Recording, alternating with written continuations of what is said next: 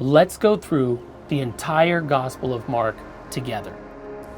All right, today we're reading chapter 15 from the Gospel of Mark. So much great stuff here. This is actually the Crucifixion chapter. This is the Passion chapter where it all happens. It's a very powerful, strong, moving chapter.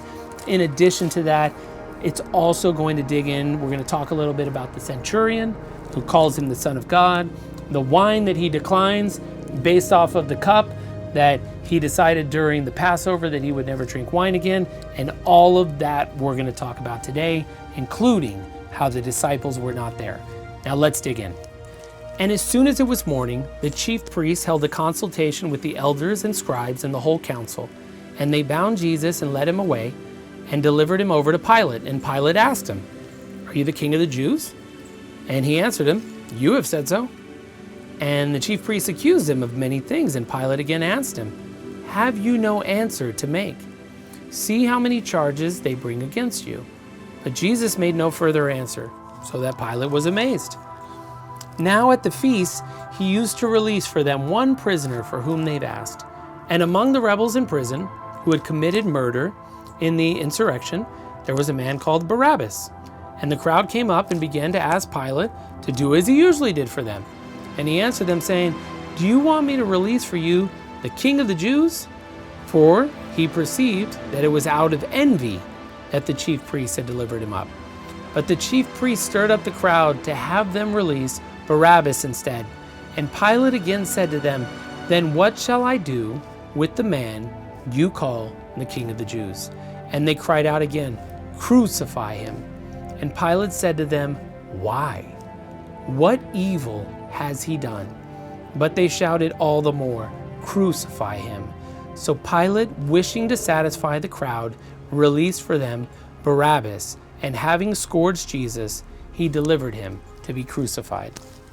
And the soldiers led him away inside the palace, that is, the governor's headquarters.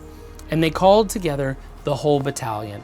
And they clothed him in a purple cloak, and twisting together a crown of thorns, they put it on him. And they began to salute him, "Hail, King of the Jews!" And they were striking his head with a reed and spitting on him and kneeling down in homage to him.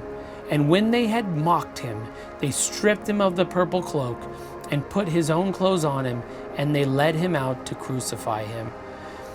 There's so much that happens when we talk about the death of Jesus. There's movies about this. You get things like Passion of the Christ. But I want you to realize, just looking at this world and looking at what they did to him, they're dressing him up. They're getting a cloak.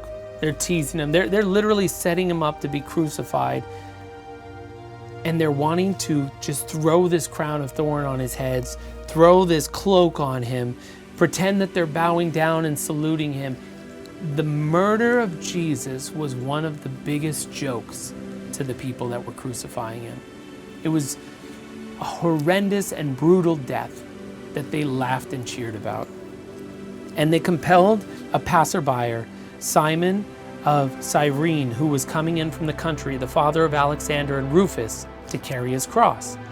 And they brought him to the place called Golgotha, which means place of a skull.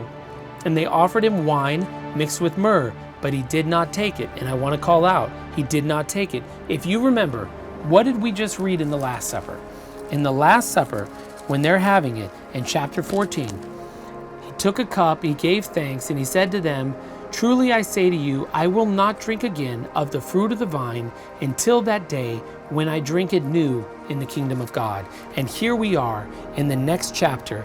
He's being tortured, and they're offering him wine mixed with myrrh, but he did not take it. And they crucified him and divided his garments among them, casting lots for them to decide which each should take. And it was the third hour when they crucified him. And the inscription of the charge against him read, "The King of the Jews." And with him they crucified two robbers, one on his right and one on his left. And those who passed by derided him, wagging their heads and saying, "Aha, you would destroy the temple and rebuild it in 3 days. Save yourself and come down from the cross." So also the chief priest with the scribes mocked him to one another, saying, "He saved others, he cannot save himself. Let the Christ, the King of Israel, come down now from the cross, that we may see and believe." Those who were crucified with him also reviled him. And when the 6th hour had come, there was a darkness over the whole land until the 9th hour. And at the 9th hour, Jesus cried with a loud voice, "Eloi, Eloi, lema sabachthani." And I'm sorry at the horrible pronunciation, which means, my God, why have you forsaken me?" And some of the bystanders hearing it said, "Behold, he is calling Elijah." And someone ran and filled a sponge with sour wine, put it on a reed, and gave it to him, saying, "Wait, let us see whether Elijah will come to take him down." And Jesus uttered a loud cry and breathed his last. And the curtain of the temple was torn in two, from top to bottom. And when the centurion who stood facing him saw that in this way he breathed his last, he said, "Truly, this man was the Son of God." Now, there's a lot of things I want to say there, but I want to stop because there's so much that's happening when this curtain is torn that has been talked about by biblical scholars and also just by pastors, preachers, and things like that. The tearing of this curtain, it symbolizes a couple of different things. You could not go in it, just anybody. You had to be a specific person to be able to go in there, a specific person that was designated and allowed to go in there. That's where the highest of highs could go. With this curtain tearing, it was a symbol also of Jesus saying, "You don't need anyone to come to the Father. You don't need anyone to come through me. I am the way to the Father. There is no separation that you now need a hierarchy to come to me. Just come." But the other thing that this says, remember, 67 to 70 AD, right around that time is when all of this is happening, being written. And that is right around the time that the second temple is going to be destroyed. It's going to be completely demolished and never rebuilt. And the one person who calls out he's the Son of God is a Gentile. It's a centurion. And it says here, "And when the centurion who stood facing him saw that in this way he breathed his last, he said, 'Truly this man was the Son of God.'" It's the only proclamation about being the Son of God outside of Peter calling him the Christ, the demons and the unclean spirits, and Christ himself saying, "I am." And this centurion is a Gentile. And that's important because at the time that this book is written, Gentiles were a much larger part of the movement than Jews were. And this is calling to that. This is foreshadowing that 30 plus years later, a Gentile, even then, was noticing this was going to be the Christ. Now let's keep reading. "There were also women looking on from a distance, among whom were Mary Magdalene and Mary the mother of James, the younger, and of Joses and Salome. When he was in Galilee, they followed him and ministered to him. And there were also many other women who came up with him to Jerusalem." No mention of any of the male disciples. Because remember, they all fled. Every last one. Centurion called him out to be God, and the women were still with Christ. And that is a powerful statement. Let's keep reading.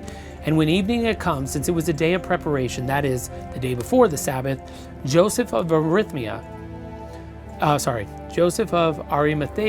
a respected member of the council, who was also himself looking for the kingdom of God, took courage and went into Pilate and asked for the body of Jesus. Pilate was surprised to hear that he should have already died. And summoning the centurion, he asked him whether he was already dead. And when he had learned from the centurion that he was dead, he granted the corpse to Joseph. And Joseph bought a linen shroud, and taking him down, wrapped him in the linen shroud, and laid him in a tomb that had been cut out of the rock. And he rolled the stone against the entrance of the tomb. Mary Magdalene and Mary, the mother of Joseph, saw where he was laid." And that is chapter 15. Now, if you have a deep desire to learn about the Bible and God, I want you to come back every week. Like and subscribe. Follow us on YouTube and TikTok. Don't just go to church. Don't just pray. Do it all. Dig into the Bible. Find out all the amazing things about the Creator of the world. Because at the end of the day, we're all flawed but we have faith that God can still do great things with us.